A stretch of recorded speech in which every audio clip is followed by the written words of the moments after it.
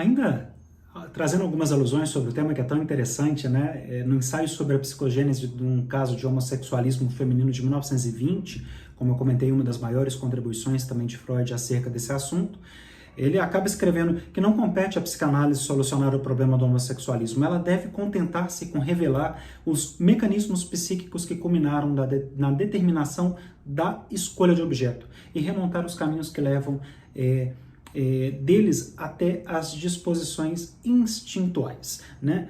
Aqui, quando relatava a experiência clínica com uma jovem de 18 anos que os pais lhe encaminharam para tratamento sob a alegação de comportamento sexual mundano e ambíguo, ele formulou pela primeira vez com clareza o problema da relação entre homossexualidade, ele chama de homossexualismo, e a psicanálise. Não é de competência da psicanálise a solução do homossexualismo, diz Freud, é do campo da nossa competência revelar os mecanismos psíquicos que culminaram na determinação do objeto, como nós vimos na mensagem anterior.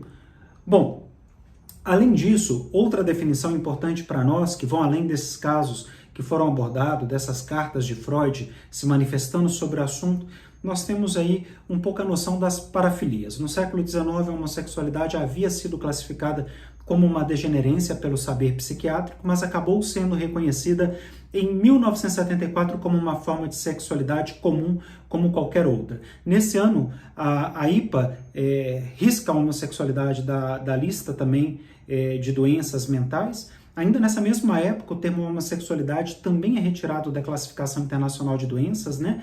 Esse livro, que normalmente é elaborado pela Organização Mundial da Saúde, e em 1987 o termo perversão efetivamente desaparece da terminologia psiquiátrica mundial e é substituído pelo termo parafilia, que não inclui mais a homossexualidade. As principais parafilias, segundo o DSM-4, são exibicionismo, exposição dos genitais, fetichismo, uso de objetos inanimados, né? O froiterismo, tocar e esfregar-se em uma pessoa sem o seu consentimento, situação que a gente tem visto com bastante frequência nos coletivos, no metrô, no transporte público de modo geral. A pedofilia, que envolve essa coisa relacionada a crianças, os pré-púberes, né? Como nós costumamos chamar, o masoquismo sexual, que tem a ver com ser humilhado ou sofrer no ato sexual, né? O sadismo sexual, que é aquele que já inflige essa humilhação ou sofrimento ao outrem, o fetichismo transvéstico, vestir-se com roupas do sexo oposto, o voyeurismo, observar atividades sexuais, essas passaram a ser consideradas parafilias, e isso são objetos de estudo e parte um pouco também da nossa formação, já que precisamos tratar as questões da sexualidade com bastante naturalidade, com bastante espontaneidade dentro da clínica psicanalítica. Essas parafilias, entre outras, né, nós também temos a questão da zoofilia, como ato sexual com animais, a necrofilia, atos com cadáver, escatofilia telefônica, telefonemas obscenos, né?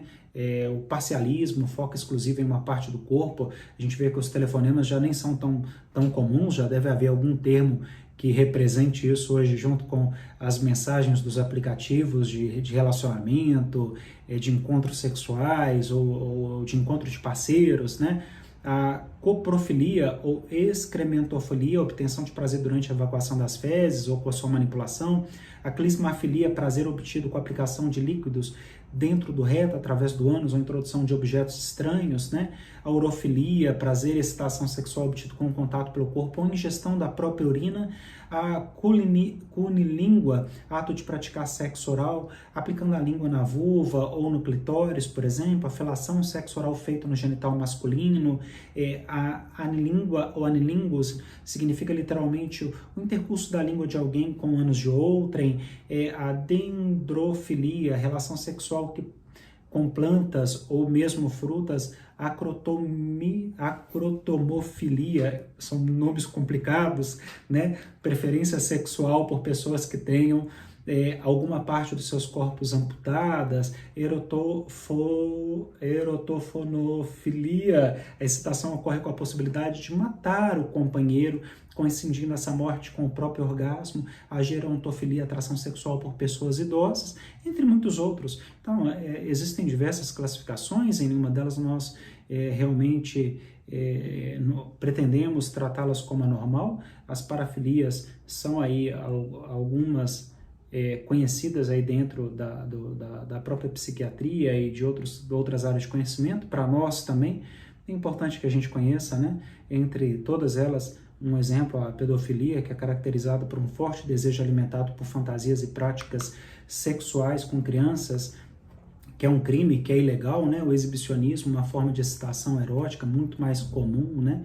É muito mais praticada, que envolve exposições dos próprios genitais a um estranho, a fim de se excitar. Às vezes o indivíduo pode até se masturbar durante a exposição, enfim, né? Assim, são exemplos, né? E tudo isso é para dar uma noção para a gente do lugar dessas parafilias. Mas lembrando que a homossexualidade foi excluída do campo das parafilias. É isso.